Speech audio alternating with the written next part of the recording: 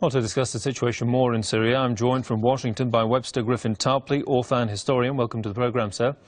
Dr. Tarpley, the statements coming from Western sources over the Houla massacres seem to be a mix of realities and speculations. I mean, we have the UN Human Rights Office saying that during the massacre, the government was shelling the neighbourhood. I mean, how could the military have been shelling the place if it had its own forces on the ground there?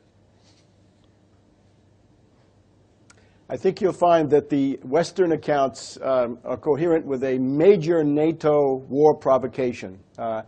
All honest observers know that the fundamental problem in Syria is the presence of NATO death squads that have been brought in large numbers, armed, fomented by the NATO states, and this has now taken on a certain momentum of its own. This is not the first time that the NATO people have tried to get a large-scale massacre that they could try to inflame public opinion with. However, I would cite three on-the-ground eyewitness reports that I've verified myself. First one comes from Fides. Fides is an Italian Roman Catholic missionary news service, and they point to the fact that the reality of the Houla massacre is that these fighters, right, extremists, Al-Qaeda or Salafi, whatever they were, came in and started targeting the Armenian Christians and the Roman Catholics, the Franciscans, and some others. This is one package.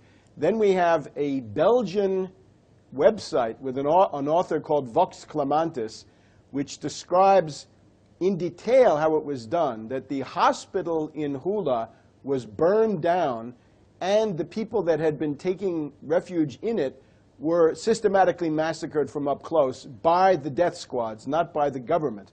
Then we have the Russian journalist operating in Syria, Anhar Kochneva. You can look at some of the work that she's put on the internet, where you have actual eyewitnesses speaking in Arabic, and it's translated into Russian, but there's also a text which you can translate into English if you want to, or some other language, which is similarly the same thing. They say that they are being oppressed by these death squads, in effect, and that they're angry with Kofi Annan and with Qatar for enabling this. So if you put it all together, there's yet a further element, which is that there has been an attempt, it's gruesome and it's macabre, but to procure cadavers. The NATO side, the death squads they sponsor, have been attempting to build up a stock of cadavers that they could then use in this way. The model for this, of course, is what Himmler, Heydrich, and Goebbels did at the Gleiwitz radio station in Germany on the Polish border to provoke war with Poland in August, September 1939. This is exactly the same method that's now being used by NATO in Syria. But that said, I mean, who would benefit from killing women and innocent children in Syria? Well, the goal of this is to build up war hysteria in world public opinion, and this has succeeded to some extent because of the controlled, brainwashing Western media, the kinds of stories that have been put out, all one-sided, all quite fantastic. Then it goes together with the idea, of course, that now at least 12 NATO countries and others have kicked out the Syrian diplomatic representatives. So there's an attempt to build up a certain momentum. The Russian delegation, going into the UN meeting on Sunday afternoon, was already skeptical that you couldn't, somehow the NATO story doesn't add up. In other words, it can't be artillery and tanks on the one hand and everybody killed from up close on the other. That contradiction was obvious from the very beginning. And obviously we need Russia to hang tough, to remain strong on this, and not to cave in under this immense pressure. But the idea is either regime change immediately or war, and then regime change. And as that Gleiwitz Polish example suggests, this is the kind of thing that gets you on your way to a war. The way the war could come is quite obvious. We now have Operation Eager Lion 2012. We've got 12,000 troops from 17 countries in Jordan, mainly US, Jordanian, and some other NATO.